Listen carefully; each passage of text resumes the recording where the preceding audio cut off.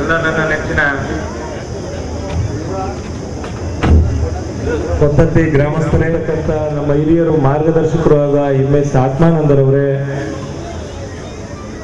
ಜಿಲ್ಲಾ ಪರಿಷತ್ ಮಾಜಿ ಸದಸ್ಯರಾದಂಥ ಈ ಸಂಸ್ಥೆಯ ವಿದ್ಯಾಗಣಪತಿ ಸಂಸ್ಥೆಯ ಅಧ್ಯಕ್ಷರಾದಂಥ ಜವರೇಗೌಡರವರೇ, ಈ ಭಾಗದ ಜನಪ್ರಿಯ ಜಿಲ್ಲಾ ಪಂಚಾಯತ್ ಸದಸ್ಯರಾದಂಥ ರಾಮಲಿಂಗಯ್ಯನವರೇ, ತಾಲೂಕ್ ಪಂಚಾಯತಿ ಸದಸ್ಯರಾದಂಥ ಸಹೋದರಿ ಕುಮಾರಿ ಅಣ್ಣಯ್ಯನವರೇ, ನಮ್ಮ ಪಕ್ಕದ ಗ್ರಾಮದವರು ವಿಶ್ರಾಂತ ಜಿಲ್ಲಾಧಿಕಾರಿಗಳು ಆದಂಥ SN ನಾಗರಾಜುರವರೇ, MG ಸಿದ್ದಪ್ಪನವರೇ, ನಮ್ಮ ಮಾರ್ಗದರ್ಶಕರು ಹಿರಿಯರು ಶ್ರೀರಂಗಪಟ್ಟಣ ಕಾಂಗ್ರೆಸ್ ಮುಖಂಡರಾದಂಥ ಪುಟ್ಟೇಗೌಡ್ರೆ, ನಮ್ಮ ಸಹೋದರರು ಮುಖಂಡರು ಆದಂಥ ಸಂತೋಷ್ ಅವರೇ, ಶ್ರೀರಂಗಪಟ್ಟಣ ಪುರಸಭಾ ಉಪಾಧ್ಯಕ್ಷ ಆದಂಥ ವೆಂಕಟಸ್ವಾಮಿರವರೇ,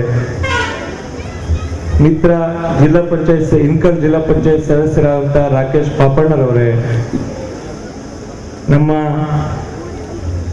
ಜಲಸಂಪನ್ಮೂಲ ಸಚಿವರು, ನಮ್ಮ ಬಹಳ ಹಿತೈಷಿಗಳು,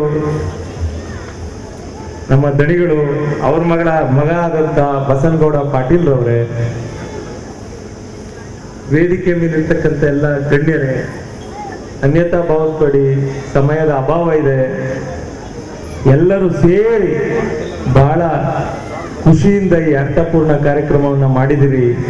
ಈ ಕಾರ್ಯಕ್ರಮಕ್ಕೆ ಸಹಕರಿಸಿದಂಥ ಪ್ರತಿಯೊಬ್ಬರು ಹಿರಿಯ ಕಿರಿಯ ಸಹೋದರರಿಗೆ, ವಿಶೇಷವಾಗಿ ಕೊತ್ತತ್ತಿ ಗ್ರಾಮದವರಿಗೆ, ಕೊತ್ತತ್ತಿ ಹೋಬಳಿಗೆ ಎಲ್ಲ ಮುಂಚೂಣಿ ಘಟಕದ ನಾಯಕರುಗಳೇ, ಗ್ರಾಮ ಪಂಚಾಯತ್ ಸದಸ್ಯರುಗಳೇ, ಮಾಜಿ ಹಾಲಿ ತಾಲೂಕ್ ಪಂಚಾಯತ್ ಜಿಲ್ಲಾ ಪಂಚಾಯತ್ ಸದಸ್ಯರೇ, ಎಲ್ಲ ಶ್ರೀ ಶಕ್ತಿ ಸಂಘದ ತಾಯಂದಿರೇ, ಎಲ್ಲ ನನ್ನ ಸನ್ಮಿತ್ರರೇ, ಮಾಧ್ಯಮ ಮಿತ್ರರೇ, ಅನ್ಯತಾ ಭಾವಿಸಬೇಡಿ, ವೇದಿಕೆ ಮೇಲಿರ್ತಕ್ಕಂಥ ಎಲ್ಲ ನನ್ನ ನೆಚ್ಚಿನ ಹಿರಿಯ ಗಣ್ಯರೇ, ಈ ವರ್ಷದ ಹುಟ್ಟುಹಬ್ಬಕ್ಕೆ ಬಹಳ ವಿಶೇಷವಾದಂಥ ಅರ್ಥ ಕಲ್ಪಿಸ್ತಕ್ಕಂಥ ಪ್ರಮೇಯನೇ ಬರುವುದಿಲ್ಲ. ಏಕೆಂದ್ರೆ ನಾವು ಹಲವಾರು ವರ್ಷಗಳಿಂದ ದಾನಿಗಳು, ಸ್ನೇಹಿತರು, ನನ್ನ ಹಿತೈಷಿಗಳನ್ನ ಎಲ್ಲರ ಸಹಕಾರದಿಂದ ಸಾವಿರಾರು ಉಚಿತ ಹೊಲಿಗೆಯಂತ್ರಗಳನ್ನ ಕೊಟ್ಟಿದ್ದೀವಿ, ಉಚಿತವಾಗಿ ನೋಟ್ ಪುಸ್ತಕಗಳನ್ನ ಕೊಟ್ಟಿದ್ದೀವಿ, ನೂರಾರು ಜನ ನಿರುದ್ಯೋಗಿ ಯುವಕ ಮಿತ್ರರಿಗೆ ಡ್ರೈವಿಂಗ್ ಲೈಸೆನ್ಸ್ ಕೊಡಿಸಿದ್ದೀವಿ, ಹಲವಾರು ಜನ ನನ್ನ ಸಹೋದರ ವಿಧವಾ ಅಕ್ಕ ತಾಯಿ ತಂದೆಯರಿಗೆ ಹಸುಗಳನ್ನ ಕೊಟ್ಟಿದ್ದೀವಿ. ಹಲವಾರು ಧಾರ್ಮಿಕವಾದಂಥ ಕಾರ್ಯಕ್ರಮಗಳನ್ನ ಒಂದು ವೇದಿಕೆ ಮಾಡಿಕೊಂಡು ಹಲವಾರು ರಂಗಗಳಲ್ಲಿ ಹಲವಾರು ದಿನಗಳಲ್ಲಿ ನಾವು ಕೊಡ್ತಾ ಬಂದಿದ್ದೀವಿ. ನನಗೆ ಹೃದಯ ತುಂಬಿ ಬರ್ತಾ ಇದೆ. ಮೊದಲ ಬಾರಿಗೆ ನಮ್ಮ ಕೊತ್ತತ್ತಿ ಹೋಬಳಿಯಲ್ಲಿ ನನ್ನ ಐಡೆಂಟಿಟಿನೇ ಕೊತ್ತತ್ತಿ ಹೋಬಳಿ. ನಮ್ಮ ಯಾರಾದರೂ ಶ್ರೀರಂಗಪಟ್ಟಣ ವಿಧಾನಸಭಾ ಕ್ಷೇತ್ರದಲ್ಲಿ ಗುರುತಿಸಿದ್ರೆ ಸ್ವಲ್ಪ ಕೊತ್ತತ್ತಿ ಗಂಡವನೇ ಕಣಪ್ಪ, ಅವ್ನ ಕಂಡ್ರೆ ನಾವು ಸ್ವಲ್ಪ ಎಚ್ಚರಿಕೆಯಿಂದ ಇರಬೇಕು ಅಂತ ನಮ್ಮ ಹೋಬಳಿಯಿಂದ ನನ್ನ ಗುರುತಿಸ್ತಾರೆ ಹೊರತು ನನ್ನಿಂದ ನಮ್ಮ ಹೋಬಳಿಯನ್ನ ಗುರುತಿಸೋದಿಲ್ಲ. ನಾನು ಎಂದಿಗೂ ಕೂಡ ನಮ್ಮ ಕೊತ್ತತ್ತಿ ಹೋಬಳಿಯ ನನ್ನ ಎಲ್ಲ ನೆಚ್ಚಿನ ನಾಯಕರುಗಳಿಗೆ ನನ್ನ ಜೊತೆ ಮೊದಲಿಂದನೂ ಕೂಡ ವಿಶೇಷವಾಗಿ ರಾಜಕೀಯವಾಗಿರಬೇಕು, ಸಾಮಾಜಿಕವಾಗಿರಬೇಕು, ಧಾರ್ಮಿಕವಾಗಿರಬೇಕು, ನನ್ನ ಜೊತೆ ಹೆಚ್ಚಿನ ರೀತಿಯಲ್ಲಿ ನನಗೆ ಹೆಗಲಿಗೆ ಹೆಗಲು ಕೊಟ್ಟು, ಬೆನ್ನಿಗೆ ಬೆನ್ನು ಕೊಟ್ಟು, ಕೈಗೆ ಕೈ ಕೊಟ್ಟು ನಿಂತಿರೋರು ಕೊತ್ತತ್ತಿ ಹೋಬಳಿಯವರು. ಈ ದೇಹದಲ್ಲಿ ಜೀವ ಇರುಗಂಟ ಕೂಡ ನಾನು ಕೊತ್ತತ್ತಿ ಹೋಬಳಿ ಜನಗಳನ್ನ ಮರೆಯೋದಿಲ್ಲ, ಕೊತ್ತತ್ತಿ ಹೋಬಳಿಯ ಋಣವನ್ನ ನಾನು ಮರೆಯೋದಿಲ್ಲ ಅಂತ ಹೇಳ್ತಾ, ಈ ಮುಖಾಂತರ ಹೇಳ್ತಾ, ಒಂದು ಬಾರಿ ದೇವರು ಪ್ರತ್ಯಕ್ಷ ಆಗ್ಬಿಡ್ತಾನೆ. ದೇವರು ಪ್ರತ್ಯಕ್ಷ ಆಗ್ಬಿಟ್ಟು ಮಾನವನನ್ನ ಕೇಳ್ತಾನೆ, ಎಲೆ ಮಾನವ, ನಿನ್ನದು ಏನು? ದೇವ್ರು ಕೇಳ್ತಾನೆ, ಏ ಮನುಷ್ಯ, ನಿನ್ನದು ಅನ್ನುವುದು ಏನು? ಆ ಮನುಷ್ಯ ಹೇಳ್ತಾನೆ, ನನ್ನ ಹೆಂಡತಿ, ನನ್ನ ಮಗ, ನಮ್ಮವ್ವ, ನನ್ನ ತಮ್ಮ, ನನ್ನ ಅಪ್ಪ ಚಿಕ್ಕಪ್ಪಿರು ನಂದು, ಅವರು ನೀ ಇರಗಂಟ ಮಾತ್ರ ನಿನ್ನವರಪ್ಪ. ನಿನ್ನದೇನು? ನನ್ನ ಮನೆ, ನನ್ನ ಆಸ್ತಿ, ನನ್ನ ಸಂಪಾದನೆ, ಅದು ನಿಂದಲ್ಲಪ್ಪ ಅಂತ ಕೇಳ್ತಾನೆ. ಕೊನೆಗೆ ಅವನು ಮನುಷ್ಯ ಕನ್ಫ್ಯೂಸ್ ಆಗಿ, ಇಲ್ಲ ಇಲ್ಲ, ನನ್ನ ಆತ್ಮ ನನ್ನದು.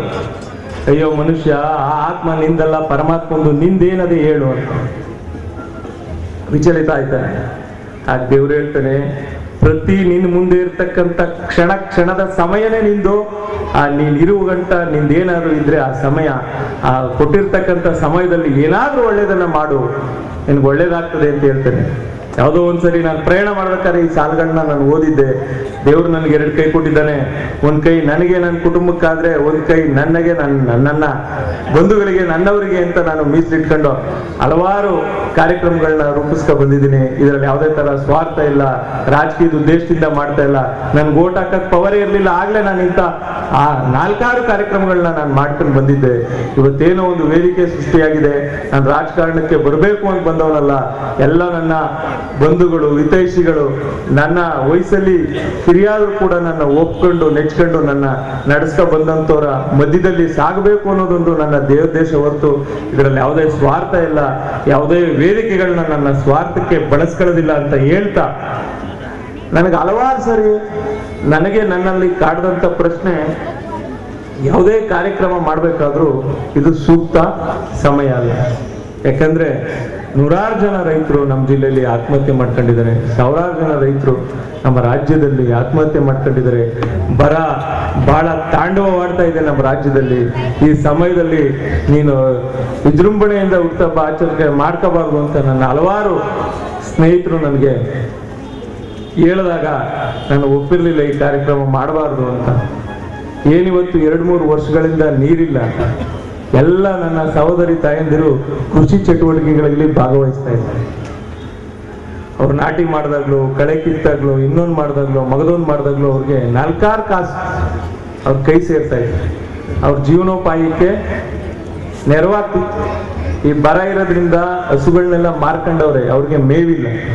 ಈ ಸಂದರ್ಭದಲ್ಲಿ ಉಚಿತವಾಗಿ ಹೊಲಿಗೆ ಯಂತ್ರ ಕೊಡುವುದರ ಮುಖಾಂತರ ಅವರೆಲ್ಲರಿಗೂ ಹೊಲಿಗೆ ಸ್ಟಿಚ್ ಮಾಡುವುದನ್ನ, ಹೊಲಿಗೆ ಮಾಡುವುದನ್ನ ಕಲಿಯುವುದರ ಮುಖಾಂತರ ಅವ್ರನ್ನೆಲ್ಲ ಅವರು ಸ್ವಾವಲಂಬಿಗಳಾಗಬೇಕು. ಅವರೆಲ್ಲರೂ ಹೊಲಿಗೆ ಮಾಡುವುದಕ್ಕಂತೂ ದಿನಕ್ಕೆ ತಿಂಗಳಿಗೆ 5-6 ರೊಕ್ಕೆಗಳು ಅವ್ರ ಜೀವನಾಂಶ ಆಗುತ್ತೆ. ಅವರೆಲ್ಲರನ್ನೂ ಮನೇಲಿ ಸುಮ್ಮನೆ ಕೂರಿಸ್ಬಾರ್ದು. ಸುಮ್ ಕೂತ್ರೆ ಹೆಂಗಸ್ರು ಹಬ್ಬ ಕೂರ್ಲೇಬಾರ್ದು. ಅವ್ರನ್ನೇನಾದ್ರೂ ಮಾಡ್ಬೇಕು, ಅವ್ರಿಗೆ ಸ್ವಾವಲಂಬಿಗಳಾಗ್ಬೇಕು ಅನ್ನೋ ನಿಟ್ಟಿನಲ್ಲಿ ಇವತ್ತು ಉಚಿತ ಹೊಲಿಗೆ ಯಂತ್ರಗಳನ್ನ ಕೊಡ್ತಾ ಇದೀವಿ. ನೀವು ಯಾರು ಅದನ್ನ ದುರುಪಯೋಗ ಮಾಡದೆ ಕಲೀದೇ ಆದಲ್ಲಿ ಆ ಹೊಲಿಗೆನ ಕಲ್ತ ಮೇಲೆ ನಿಮ್ಗೆ ಜಿಗ್ಜಾಗ್ ಮಿಷಿನ್ ಕೊಡಿಸ್ತೀವಿ. ಹಲವಾರು ಜನ ದಾನಿಗಳಿದ್ದಾರೆ, ವಿದೇಶಿಗಳಿದ್ದಾರೆ, ಉದ್ಯಮಿಗಳು ನನ್ನ ಸ್ನೇಹಿತರಿದ್ದಾರೆ, ಉನ್ನತ ಹುದ್ದೆಯಲ್ಲಿ ಇರ್ತಕ್ಕಂಥ ರಾಜಕಾರಣಿಗಳು ನನಗೆ ಸ್ನೇಹಿತರಿದ್ದಾರೆ. ಅವರೆಲ್ಲರ ಮನೆ ಬಾಗಿಲು ಹೋಗಿ ನಾನು ಭಿಕ್ಷೆ ಬೇಡ್ತೀನಿ ನಿಮ್ಮೆಲ್ಲರಿಗೋಸ್ಕರ. ನೀವು ಅದನ್ನ ಚೆನ್ನಾಗಿ ಕಲಿಯೋದ್ರ ಮುಖಾಂತರ ನಿಮ್ಮ ಮನೆಗೆ ನನಗೆ ಬಹಳ ಪರಿಕಲ್ಪನೆಗಳು. ಹಲವಾರು ಗ್ರಾಮದಲ್ಲಿ ನಾನು ಹೊಲಿಗೆ ಟ್ರೈನಿಂಗ್ ಮಿಷಿನ್ ಸೆಂಟರ್ನ ತೆಗಿಬೇಕು, ಅದರಲ್ಲೆಲ್ಲ ಹೊಲಿಗೆ ಕಲಿಸ್ಬೇಕು. ಅದಾದ್ಮೇಲೆ ಜಿಗ್ಜಾಗ್ ಮಿಷಿನ್ ಕಲಿಸ್ಬೇಕು. ಅದಾದ್ಮೇಲೆ ರಾಷ್ಟ್ರೀಯ, ಅಂತಾರಾಷ್ಟ್ರೀಯ, ರಾಜ್ಯ ಮಟ್ಟದ ಎಲ್ಲ ಒಂದು ಬಟ್ಟೆ ಕಾರ್ಖಾನೆಗಳನ್ನ ನಾನು ಸಂಪರ್ಕ ಮಾಡಿ ಎಲ್ಲರಿಗೂ ನಿಮ್ಮ ಮನೆಗಳಿಗೆ ಅವರು ಬಟ್ಟೆ ತಂದುಕೊಟ್ಟು ಆ ಸಿದ್ಧ ಉಡುಪುಗಳನ್ನ ತಯಾರಿ ಮಾಡಿ ನಿಮ್ಮ ಮನೆಗಳಿಂದ ಅವರು ತೆಗೆದುಕೊಂಡು ಹೋಗ್ಬೇಕು, ನಿಮ್ಗೆ ವರಮಾನ ಬರಬೇಕು ಅಂತ ಮುಂದಾಲೋಚನೆಗಳನ್ನ ಹಾಕೊಂಡಿದ್ದೀನಿ. ಮುಂದಿನ ದಿನಗಳಲ್ಲಿ ಈ ಭೂಮಿ ಸಿದ್ದೇಶ್ವರ ನನ್ಗೆ ಆಶೀರ್ವಾದ ಮಾಡದೇ ಆದ್ರೆ, ನಿಮ್ಮ ತಾಯಂದಿರ ಆಶೀರ್ವಾದ ಇರದೇ ಇದ್ರೆ ಅದನ್ನ ನಾನು ಮಾಡೇ ತೀರ್ತೀನಿ ಅಂತ ಈ ಮೂಲಕ ಹೇಳ್ತಾ, ಪ್ರಕೃತಿ ನಮ್ಮ ಮೇಲೆ ಬಹಳ ಮನಸ್ಸನ್ನ ಪಟ್ಕೊಂಡರು. ಪ್ರಾಮಾಣಿಕವಾಗಿ ಹೇಳಿ, ಯಾರು ಎಷ್ಟು ಗಿಡಗಳನ್ನ ಬೆಳೆಸಿದೆ? ಇರುವಂತ ಮರಗಳನ್ನ ಕಡಿದಿದ್ದೀರಿ. ಇರುವಂತ ಮರಗಳು ನಿಮ್ಮನೆ ಜಂತಿ, ಕುರ್ಚಿ, ಮಂಚ ವಗೇರೆ ವಗೇರೆ ಎಲ್ಲ ಆಗೋದು. ಇವತ್ತೆಲ್ಲ ಗಾಳಿ ಬೀಸ್ತಾ ಕುತ್ಕೊಂಡಿದೆ. ಸ್ವಾಭಾವಿಕವಾಗಿ ಬಿಸಿಲಿನ ಮಟ್ಟ ತಾರಕಕ್ಕೆ ಇರೋದು. ಇದಕ್ಕೆಲ್ಲ ಕಾರಣ ಏನು? ಕಾಲಕ್ಕೆ ಮಳೆ ಬೆಳೆ ಆಗ್ತಾ ಇಲ್ಲ, ಮಳೆ ಆಗ್ತಾ ಇಲ್ಲ. ಇದಕ್ಕೆ ಕಾರಣ ಏನು? ಪ್ರಕೃತಿಯನ್ನ ನಾವು ನಾಶ ಮಾಡ್ತಾ ಇದ್ದೀವಿ. ಅದಕ್ಕೆ ನಾವೆಲ್ಲ ಏನ್ ಮಾಡ್ಬೇಕು? ಹೆಚ್ಚು ಪ್ರತಿಯೊಬ್ಬರು 3-4 ಗಿಡಗಳನ್ನ, ಸಸಿಗಳನ್ನ ನೆಡುವುದರ ಮುಖಾಂತರ ಅವುಗಳನ್ನ ಮರಗಳನ್ನಾಗಿ ಮಾಡಿ ನಮ್ಮ ಶ್ರೀರಂಗಪಟ್ಟಣ ವಿಧಾನಸಭಾ ಕ್ಷೇತ್ರದಲ್ಲಿ ಮುಂದಿನ ದಿನಗಳಲ್ಲಿ 10 ಲಕ್ಷ ಗಿಡವನ್ನ ನೆಡುವುದರ ಮುಖಾಂತರ ನಾವು ಈ ರಾಜ್ಯಕ್ಕೆ, ಜಿಲ್ಲೆಗೆ ಮಾದರಿ ಮಾಡಿ ಆ ಸಸಿಗಳನ್ನ ಮರಗಳನ್ನಾಗಿ ಮಾಡಿ ನಮ್ಮ ಮುಂದಿನ ಪೀಳಿಗೆಗೆ ನಾವೆಲ್ಲ ಕೊಡ್ತೀವಿ. ಸ್ವಾಭಾವಿಕವಾಗಿ ಹೆಚ್ಚು ಕಾಡು ನಮ್ಮಲ್ಲಿದ್ರೆ, ಹೆಚ್ಚು ವನ ಸಂಪತ್ತು ನಮ್ಮಲ್ಲಿದ್ರೆ ಸ್ವಾಭಾವಿಕವಾಗಿ ಬಿಸಿಲು ಕಮ್ಮಿ ಆಗ್ತದೆ, ಮಳೆ ಜಾಸ್ತಿ ಆಗ್ತದೆ. ಮಳೆ ಜಾಸ್ತಿ ಆದ್ರೆ ನಮ್ಮೆಲ್ಲ ರೈತಾಪಿ ವರ್ಗದಲ್ಲಿ ಮಂದಾಸ ಮುಟ್ತದೆ. ನಾವೆಲ್ಲ ಬೆಳೆಗಳನ್ನ ಬೆಳಿಬಹುದು, ಹಲವಾರು ರೈತ ಉತ್ಪನ್ನಗಳನ್ನ ನಾವು ಬೆಳಿಬಹುದು. ನಾವೆಲ್ಲ ಹಸನ್ಮುಖರಾಗಿರ್ತೀವಿ ಅಂತ ಹೇಳ್ತಾ, ರೈತರು ಬಹಳಷ್ಟು ಸಾಲ ಮಾಡ್ಕೊಂಡಿದ್ದಾರೆ. ರಾಜ್ಯ ಸರ್ಕಾರದವರು ಕೇಂದ್ರ ಸರ್ಕಾರದ ಮೇಲೆ, ಕೇಂದ್ರ ಸರ್ಕಾರದವರು ರಾಜ್ಯ ಸರ್ಕಾರದ ಮೇಲೆ ಈ ರೈತರ ಬಾಳನ್ ಜೊತೆ ಆಟ ಆಡುವಲ್ಲಿ ನಿರತರಾಗಿದ್ದಾರೆ.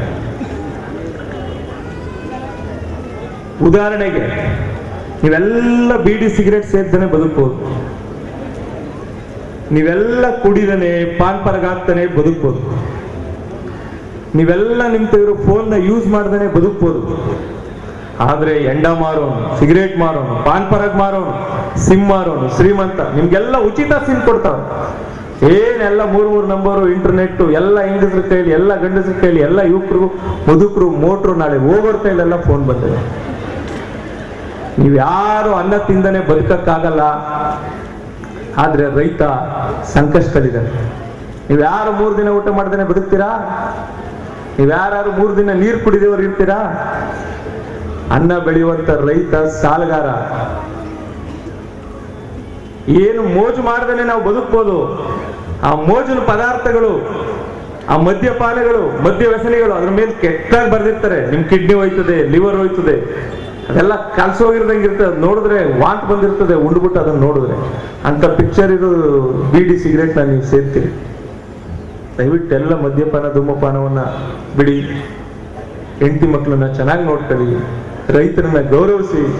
ಮುಂದೊಂದು ದಿನ ಈ ರಾಜ್ಯದಲ್ಲಿ ಇಂಜಿನಿಯರ್ ಅಂದ ತಕ್ಷಣ ಏನ್ ಹೀರೋ ಹೊಂಡ ಕೊಟ್ಟು ನೀವು ಮದುವೆ ಮಾಡ್ತಿದ್ರೆ, ಮುಂದೊಂದು ದಿನ ಪ್ರಗತಿಪರ ರೈತ ಸಾಫ್ಟ್ವೇರ್ ಇಂಜಿನಿಯರ್ ಮಟ್ಟಕ್ಕೆ ಹೋಗ್ತಾನೆ ಅಂತ ನಾನಾದ್ರೂ ಭಾವಿಸಿದ್ದೀನಿ. ದಯವಿಟ್ಟು ರೈತರನ್ನ ಗೌರವಿಸಿ. ರೈತರು ಸಾಲ ಮಾಡ್ಕೊಂಡಿದ್ದಾರೆ, ಸಂಪೂರ್ಣ ಸಾಲ ಮನ್ನಾವನ್ನು ಮಾಡಿ. ರೈತ ಪ್ರಕೃತಿಯ ಕೈಗೊಂಬೆ. ದೇವರು ಮನಸ್ಸು ಮಾಡಿ ಕಾಲಕ್ಕೆ ಮಳೆ ಆದ್ರೆ ರೈತ ಯಾವಾಗ್ಲೂ ಕ್ರಿಯಾಶೀಲನಾಗಿರ್ತಾನೆ. ಮಳೆ ಬರಲಿಲ್ಲ ಅಂತಂದ್ರೆ ಏನು ಮಾಡಕ್ಕಾಗಲ್ಲ. ಯಾರೋ ನನ್ಗೆ ಹೇಳ್ತಾ ಇದ್ರು, ನಮ್ಮ ರೈತರಿಗೆ ಮೊಣಕಾಲುದ್ದ ಪೈರಿದ್ದಾಗಲೇ ಎದೆಯುದ್ದ ಸಾಲ ಇರ್ತದೆ. ಅವ್ರು ಇನ್ನೂ ಬೆಳೆನೇ ಕೈಗೆ ಬಂದಿರುವುದಿಲ್ಲ. ಎಲ್ಲೋ ಅಲೆಮನೆ ಅಂತ ಸಾಲ ಇಸ್ಕೊಂಡಿರ್ತಾರೆ, ಎಲ್ಲೋ ರೈಸ್ ಮಿಲ್ ಅವ್ರ ತಾವು ಅಡ್ವಾನ್ಸ್ ಇಸ್ಕೊಂಡಿರ್ತಾರೆ. ಆ ಬೆಳೆ ಬಂದು ಆ ಸುಗ್ಗಿ ಮಾಡಿ ಅವನಿಗೆ ಸಂಭ್ರಮನೇ ಇರೋದಿಲ್ಲ. ಅದನ್ನೆಲ್ಲ ಬಡ್ಡಿ ಕಟ್ಟಿ ಬರೀ ಕೈಲಿ ಮನೆಗೆ ಬಂದಿರ್ತಾರೆ. ಸ್ವತಂತ್ರ ಪೂರ್ವದಲ್ಲಿ, ನಮಗೆ ಸ್ವತಂತ್ರ ಬಂದ ಆಸುಪಾಸಿನಲ್ಲಿ, ನೆಹರು ಅವರು ಪ್ರಧಾನಿಯಾಗಿದ್ದಂತ ಕಾಲದಲ್ಲಿ ನಮ್ಮ ದೇಶದಲ್ಲಿ ತಿನ್ನೋದಕ್ಕೆ ಉಣ್ಣೋದಕ್ಕೆ ಬಹಳ ಆಹಾರಗಳಿತ್ತು. ದನ ಜಾನುವಾರುಗಳಿಗೆ ಮೇವಿರ್ಲಿಲ್ಲ. ದೂರದ ಅಮೆರಿಕ ದೇಶದ ಕಡೆ ನಮ್ಮ ದೇಶದ ಪ್ರಧಾನಮಂತ್ರಿಗಳು ಮುಖ ಮಾಡಿ ಭವತಿ ಭಿಕ್ಷಾನ್ ದೇಹಿ, ನಮ್ಗೇನಾದ್ರೂ ಸಹಾಯ ಮಾಡಿ ಅಂತ ಅವ್ರು ಕೊಡ್ತಿರ್ತಕ್ಕಂಥ ಗೋಧಿ ಜೋಳದಲ್ಲಿ ನಾವು ಜೀವನ ಮಾಡಬೇಕಾಗಿತ್ತು. ಇವತ್ತು ನಮ್ಮ ಪರಿಸ್ಥಿತಿ ಹಂಗಿಲ್ಲ. ನಮ್ಮ ಭಾರತ ದೇಶ ಮುಂದುವರೆದಿದೆ, ಮುಂದುವರಿತಾ ಇದೆ. ಪ್ರತಿ ತಾಲೂಕು ಕೇಂದ್ರಗಳಲ್ಲಿ, ಜಿಲ್ಲಾ ಕೇಂದ್ರಗಳಲ್ಲಿ, ರಾಜ್ಯ ಕೇಂದ್ರಗಳಲ್ಲಿ ಆಹಾರ ಕಾಯ್ದೆಯನ್ನ ಮಾಡಿ ಲಕ್ಷಾಂತರ ಮೆಟ್ರಿಕ್ ಟನ್ ಆಹಾರವನ್ನ 2 ವರ್ಷ, 3 ವರ್ಷ, 4 ವರ್ಷಗಳ ಕಾಲ ನಾವು ಕಾಯ್ದಿರಿಸಿಕೊಂಡು ರಫ್ತು ಮಾಡುವಂತ ಪ್ರಮೇಯ ನಮ್ಮಲ್ಲಿ, ನಮ್ಮ ದೇಶದಲ್ಲಿದೆ. ಇಂಥ ಸಂದರ್ಭದಲ್ಲಿ ನಾವು ರೈತರಿಗೆ ಗೌರವ ಕೊಡಬೇಕು ಅಂತ ಹೇಳ್ತಾ, ನೀವು ಅಷ್ಟೇ ಯಾವುದೇ ಜೂಜಿಗೆ, ಕೆಟ್ಟ ಚಾಳಿಗಳಿಗೆ ಬಲಿಯಾಗದೆ ತಮ್ಮ ಕುಟುಂಬದವ್ರನ್ನ, ತಮ್ಮ ಮಕ್ಕಳನ್ನ ವಿದ್ಯಾವಂತರನ್ನ ಮಾಡಿ, ಜಾಗೃತಿ ಮಾಡಿ ಅವ್ರನ್ನ ಸುಖವಾಗಿಟ್ಕೋಬೇಕು ಅಂತ ಹೇಳ್ತಾ, ವಿಶೇಷವಾಗಿ ನಾವು ತಾಯಂದರಿಗೆ ಹಲವಾರು ಕಾರ್ಯಕ್ರಮಗಳ ಹಮ್ಮಿಕೊಂಡಿದ್ದೀವಿ. ನಾನು ಯಾವುದೋ ಈ ಫೇಸ್ಬುಕ್ ಅಲ್ಲಿ ನೋಡ್ತಾ ಇದ್ದೆ, ಒಂದು ಹೆಣ್ಣು ಮಗಳಿಗೆ ಅವನ ಗಂಡಿಗಿಂತ ಒಳ್ಳೆಯವನು ಅವ್ರ ಭಾವ, ಅವ್ರ ಅತ್ತೆಗಿಂತ ಒಳ್ಳೆಯವಳು ಅವ್ರ ಅಕ್ಕ.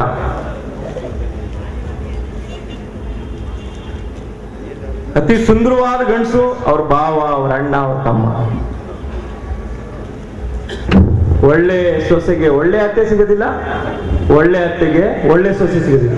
ಇದೇ ಅತ್ತೆ ಒಂದಿನ ಸೊಸೆ ಆಗ್ತಾಳೆ, ಇದೇ ಸೊಸೆ ಒಂದಿನ ಅತ್ತೆ ಆಗ್ತಾಳೆ, ಅದೇ ಸೊಸೆ ಒಂದಿನ ಅತ್ತೆ ಒಂದಿನ ಸೊಸೆಯಾಗಿ ಬಂದಿರ್ತಾಳೆ. ಮತ್ತು ಕುಟುಂಬಗಳಲ್ಲಿ ಬಹಳಷ್ಟು ಅಂತಹ ಕಲ, ನನ್ನ ಆದಿಯಾಗಿ ವೇದಿಕೆ ಮೇಲೆ ಇರ್ತಕ್ಕಂಥ ಎಲ್ಲಾ ಕುಟುಂಬಗಳಲ್ಲೂ ಅಂತ ಕಲ ಇದೆ. ನಾನು ಅವಾಗ್ಲೇ ಹೇಳಿದೆ, ನಾವಿರುವುದು 3 ದಿನ, ಬದುಕು ಬಾಳ್ಬೇಕು. ಎಲ್ಲರೂ ನೊಂದುಗೂಡಿ ನಾವು ಒಂದಿನ ಹೋಗ್ತೀವಿ. ನಾನು ಸತ್ರೆ ನಾನು ಯಾರು ಸಚ್ಚಿ ಸತ್ತ ಅನ್ನೋದಿಲ್ಲ, ಸಚ್ಚಿ ಬಂದ ಅನ್ನೋದಿಲ್ಲ, ಹೆಣ ತಂದ್ರಪ್ಪ ಅಂತ ಕೇಳ್ತೀನಿ. ಈ 3 ಜೀವನದ ನಾಟಕದ ಬದುಕಲ್ಲಿ ನಾವೇನಾದ್ರೂ ಹೆಚ್ಚಿನ ರೀತಿಯಲ್ಲಿ ಸಾರ್ವಜನಿಕವಾಗಿ ಸಹಾಯ ಮಾಡ್ಕೊಂಡು ನಾವೆಲ್ಲ ಸಾರ್ವಜನಿಕ ಜೀವನದಲ್ಲಿ ಒಳ್ಳೆ ಹೆಸರುಗಳನ್ನ ಮಾಡೋಣ, ಒಂದಷ್ಟು ಸ್ಮಾರಕಗಳಲ್ಲಿ ನಾವು ನೆಲೆಯಾಗೋಣ ಅನ್ನೋದು ನನ್ನ ಉದ್ದೇಶ.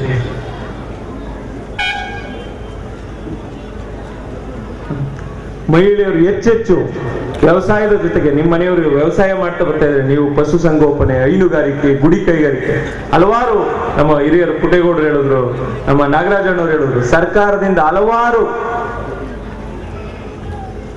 ವಿವಿಧ ಯೋಜನೆಗಳು ನಿಮಗೋಸ್ಕರ ರೂಪಿತಗೊಂಡಿದ್ದಾವೆ. ಅದನ್ನ ಯಾರು ನೀವು ಬಳಸೋದಿಲ್ಲ. ನೀವು ಎಜುಕೇಟೆಡ್, ನಿಮಗೆ ನೀವು ಅರಿವಿನ ಪಡೆದುಕೊಂಡು ಸರ್ಕಾರ ಏನೇನು ಸವಲತ್ತು ಕೊಡ್ತದೆ ಅದನ್ನೆಲ್ಲ ನೀವು ಪಡ್ಕೋಬೇಕು. ಗುಡಿ ಕೈಗಾರಿಕೆ ಸಬ್ಸಿಡಿಗಳಿವೆ, ನೀವು ಹಪ್ಪಳ ಮಾರ್ಬೋದು, ಉಪ್ಪಿನಕಾಯಿ ಮಾರ್ಬೋದು. ನೀವು ಹಲವಾರು ಗುಡಿ ಕೈಗಾರಿಕೆಗಳನ್ನ ಹಲವಾರು ವಿವಿಧ ಕ್ಷೇತ್ರಗಳಲ್ಲಿ ನಿಮ್ಗೆ ಸಬ್ಸಿಡಿ ಇದೆ, ಅದನ್ನೆಲ್ಲ ನೀವು ಸದ್ಬಳಕೆ ಮಾಡ್ಕೊಳ್ಳಿ ಅಂತ ಹೇಳ್ತಾ, ಇನ್ನೊಂದು ಬಹಳ ದುರಂತದ ಸಂಗತಿ, ಇವತ್ತೇನು ನಮ್ಮ ಜಿಲ್ಲೆಯ ಜೀವನಾಡಿ ಕನ್ನಂಬಾಡಿ ಕಟ್ಟೆ 3 ವರ್ಷದಿಂದ ತುಂಬಿಲ್ಲ. ಈಗೇನು ನೀರದೆ ಅದನ್ನ ಬೆಂಗಳೂರಿಗೆ ಕುಡಿಯೋ ನೀರಿಗೆ ಇಟ್ಕೊಂಡವ್ರು. ನೀವೆಲ್ಲ ಯುವಕರು, ಎಲ್ಲ ಮುಖಂಡರುಗಳು, ಎಲ್ಲ ರಾಜಕೀಯ ಪಕ್ಷದ ನಾಯಕರು ನೀವೆಲ್ಲ ಎಚ್ಚೆತ್ಕೊಳ್ಬೇಕು. ಇನ್ನು ಮುಂದಿನ 20 ವರ್ಷಗಳಲ್ಲಿ ಕನ್ನಂಬಾಡಿ ಕಟ್ಟೆ ತುಂಬಿದ್ರೂ ಕೂಡ ಬೆಂಗಳೂರಿನ ನಮ್ಮ ಸುತ್ತಮುತ್ತಲ ಜಿಲ್ಲೆಗೆ ಕುಡಿಯಕ್ಕೆ ಮಾತ್ರ ಆ ನೀರನ್ನ ನಾವು ಬಳಸಬೇಕಾಗ್ತದೆ. ಬಹಳ ವಿಷಾದನಕಾರಿ ಸಂಗತಿ. ನೀವೆಲ್ಲ ಯೋಚನೆ ಮಾಡಬೇಕು. ಇವತ್ತು ನಾವು ವ್ಯವಸಾಯ ಮಾಡ್ತಾ ಇದ್ದೀವಿ, ನೀರಿದ್ರೆ ಪಕ್ಕದ ತಮಿಳುನಾಡು ನಮ್ಮ ಜೊತೆ ಪದೇ ಖ್ಯಾತಿ ತೆಗೆದು ಅವ್ರಿಗೆ ಸಲ್ಲಬೇಕಾದಂತ ನೀರನ್ನ ಸುಪ್ರೀಂ ಕೋರ್ಟ್ ಅಲ್ಲಿ ಫೈಟ್ ಮಾಡಿ ಆ ನೀರನ್ನ ನಮ್ಮಿಂದ ಕಸಿದ್ಕೊಳ್ತಾರೆ. ಕೆಲವು ಬಾರಿ ಸುಪ್ರೀಂ ಕೋರ್ಟ್ ಅವೈಜ್ಞಾನಿಕ ತೀರ್ಪಿಂದ ನಮ್ಮ ನ್ಯಾಯ ಸಮ್ಮತವಾದಂತ ನೀರನ್ನ ನಾವು ತಮಿಳುನಾಡಿಗೆ ಬಿಟ್ಟುಕೊಡ್ತೀವಿ. ಇದಕ್ಕೆ ಪರ್ಯಾಯ ಏನು? ಇನ್ನು 20 ವರ್ಷ ಹೆಚ್ಚು ಜನಸಂಖ್ಯೆ ಆಯ್ತದೆ. ಬೆಂಗಳೂರು ತೀವ್ರಗತದಲ್ಲಿ ಮುಂದುವರೆದು ಬೆಳೀತಾ ಇದೆ, ಜನಸಂಖ್ಯೆ ದಿನೇ ಏರ್ತಾ ಇದೆ. ಇದಕ್ಕೆ ಪರ್ಯಾಯ ಏನು? ನಾವು ಇನ್ನೊಂದು ಡ್ಯಾಮ್ ಅನ್ನು ಕಟ್ಟಬೇಕು. ಈ ಸರ್ಕಾರ, ಅದರಲ್ಲೂ ನನ್ನ ನೆಚ್ಚಿನ ನಾಯಕರಾದಂತಹ MB ಪಾಟೀಲ್ ರವರು ಒಂದು ದೃಢ ನಿರ್ಣಯವನ್ನ ಮಾಡಿದ್ದಾರೆ. ನಾವು ಏನೇ ಆದ್ರೂ ಮೇಕೆದಾಟು ಡ್ಯಾಮ್ನ ಮೇಕೆದಾಟು ಒಂದು ಅಣೆಕಟ್ಟನ್ನ ನಿರ್ಮಾಣ ಮಾಡ್ತೀವಿ ಮೇಕೆದಾಟು ಜಾಗದಲ್ಲಿ. ಹೌದು, ಮಾಡ್ಬೇಕು. ಹಲವಾರು ಬಾರಿ ಯಥೇಚ್ಛು ಮಳೆ ಆದಾಗ ಸ್ವಾಭಾವಿಕವಾಗಿ ನಾವು ಯಥೇಚ್ಛು ನೀರನ್ನ ಹರಿಸುವುದರ ಮುಖಾಂತರ ಸಮುದ್ರ ಪಾಲಾಗುವ ನೀರನ್ನ ತಡೆ ಹಿಡಿದಿಟ್ಕೊಳ್ಳೋದು. ಹಾಗೆ 2 ರಾಜ್ಯದ ಪರಸ್ಪರ ರೈತರ ಸಂಬಂಧಗಳು ಬಹಳ ಉತ್ತಮ ರೀತಿಯಲ್ಲಿ ಇರ್ತವೆ. ಪೋಲಾಗುವಂತ ನೀರನ್ನ ತಡೆದು ಇಟ್ಕೊಳ್ಳಕ್ಕೆ ಅದೇನು ನಮ್ಗೆ ವ್ಯವಸಾಯಕ್ಕೆ ಉಪಯೋಗ ಆಗೋದಿಲ್ಲ. ಮೇಕೆದಾಟು ಒಂದು ಡ್ಯಾಮ್ ಕಟ್ಟಿದ್ರೆ ಬೆಂಗಳೂರಿಗೆ ಕುಡಿಯೋ ನೀರನ್ನ ಯಥೇಚ್ಛವಾಗಿ, ನಮ್ಮಲ್ಲಿ ಸಮುದ್ರ ಕರೆದೋಗುವ ನೀರನ್ನ ನಾವು ಕುಡಿಯೋ ನೀರಿಗೆ ಬಳಸ್ಬೋದು. ನಮ್ಮ ಡ್ಯಾಮಲ್ಲಿ ಇರ್ತಕ್ಕಂಥ ನೀರನ್ನ ನಾವು ವ್ಯವಸಾಯಕ್ಕೆ ಬಳಸ್ಬೋದು. ಕಾಲಕ್ಕೆ ಏನೇನು ನಾವು ಒಪ್ಪಂದ ಮಾಡ್ಕೊಂಡಿದೀವಿ, ಮದ್ರಾಸ್ ಒಪ್ಪಂದ, 72 ಒಪ್ಪಂದ, ಈಗಿನ ಒಪ್ಪಂದ, ಎಲ್ಲದಕ್ಕೂ ನಾವು ಸರಿಸಮವಾಗಿ ಅವ್ರಿಗೂ ನೀರು ಕೊಟ್ಟು, ನಾವು ನೀರು ಕೊಟ್ಟು, ನಮ್ಮ ಭಕ್ತವರು, ನೆರೆಹೊರೆಯವರು, ನಮ್ಮ ಅಣ್ಣ ತಮ್ಮದಿದ್ದಾರೆ, ಇಬ್ರು ಸೌಹಾರ್ದಯುತವಾಗಿ ಬಾಳ್ವೆಯನ್ನ ಮಾಡಬೇಕು ಅಂದ್ರೆ ಈ ರಾಜ್ಯದಲ್ಲಿ ಇನ್ನೊಂದು ಡ್ಯಾಮ್ ಅವಶ್ಯಕತೆ ಇದೆ. ಅದಕ್ಕೆ ನಾವು ಪಕ್ಷಾತೀತವಾಗಿ ಹೆಂಗಸರು, ಯುವಕರು ಎಲ್ಲರೂ ಒಟ್ಟುಗೂಡಿ, ಎಲ್ಲಾ ಪಕ್ಷಾತೀತ ನಾಯಕರು ಒಟ್ಟುಗೂಡಿ ನಾವು ಆ ಡ್ಯಾಮ್ ಅನ್ನ ಮಾಡ್ಲಿಕ್ಕೆ ಡಿಮ್ಯಾಂಡ್ ಅನ್ನ ಮಾಡಬೇಕು. ನಾವು ಯಾವ ಸರ್ಕಾರ ಅದನ್ನ ಮಾಡಕ್ ಮುಂದೆ ಬಂದಿದೆ, ಪಕ್ಷಾತೀತವಾಗಿ ನಾವು ಅವ್ರಗಳ ಜೊತೆ ಬೆಂಬಲಕ್ಕೆ ನಾವು ನಿಲ್ಲಬೇಕು ಅಂತ ಹೇಳ್ತಾ, ಇನ್ನು ಹಲವಾರು ಜನ ಮಾತಾಡೋರಿದ್ದಾರೆ. ನಾನು ಹಲವಾರು ವಿಷಯಗಳನ್ನ ನಿಮ್ಮ ಜೊತೆ ಹಂಚ್ಕೊಳಕ್ಕಿದ್ದೀನಿ. ಎಲ್ಲಾರಿಗೂ ನಮ್ಮ ಕೊತ್ತತ್ತಿ ಹೋಬಳಿಯವರು ಆಶೀರ್ವಾದ ಮಾಡಿದಿರಿ. ಮುಂದೆ ಒಂದಿನ ನನಗೂ ಆಶೀರ್ವಾದ ಮಾಡಬೇಕಾದಂತ ಸಂದರ್ಭ ಬಂದ್ರೆ ನನ್ನ ತಲೆ ಮೇಲೂ ಒಂದು ಹೂ ಹಾಕಿ ಅಂತ ಹೇಳ್ತಾ, ನನ್ನೇನಾರ ಗುರ್ತಿಸಿದ್ರೆ ನಿಮ್ಮ ಹೋಬಳಿಯಿಂದ ನನ್ನ ರೆಕಗ್ನೈಸ್ ಮಾಡಿ ಗುರುತಿಸ್ತಾರೆ, ನನ್ನನ್ನ ಕೈ ಬಿಡಬೇಡಿ ಅಂತ ನಿಮ್ಮಲ್ಲಿ ಮನವಿ ಮಾಡಿಕೊಂಡು, ಏನಿವತ್ತು ಸಚ್ಚಿದಾನಂದ ಹಿತೈಷಿ ಬಳಗ ಅಂತ ಮಾಡಿ ಇಷ್ಟೊಂದು ವಿಜೃಂಭಣೆಯಿಂದ ಈ ಕಾರ್ಯಕ್ರಮವನ್ನು ಅರ್ಥಪೂರ್ಣವಾಗಿ 4 ಜನಕ್ಕೆ ಸರಿ ಅನ್ನುವ ರೀತಿಯಲ್ಲಿ ಕಾರ್ಯಕ್ರಮ ಮಾಡಿದಿರಿ. ನಿಮ್ಮೆಲ್ಲರ ಪಾದಾರವಿಂದಗಳಿಗೆ ನನ್ನ ನಮಸ್ಕಾರವನ್ನು ತಿಳಿಸಿ ನನ್ನ ಮಾತನ್ನು ಮುಗಿಸ್ತೀನಿ. ಜೈ ಹಿಂದ್, ಜೈ ಕರ್ನಾಟಕ.